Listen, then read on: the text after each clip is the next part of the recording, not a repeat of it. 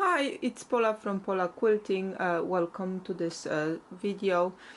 So today I'm using my Juki 8100E to do some free motion quilting. I'm just starting with that process, so you know, I learn as I go.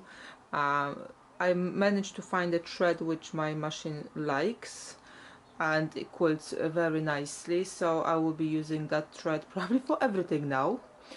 Which is beige color, and that's fine because that's the color I normally use for everything anyway.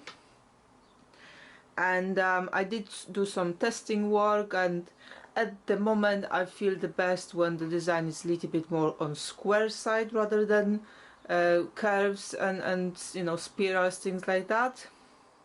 So I wanted to show you one of those designs using, you know, the square-ish shape. So I hope you will enjoy that short video, and let me know in the comments what you think about it.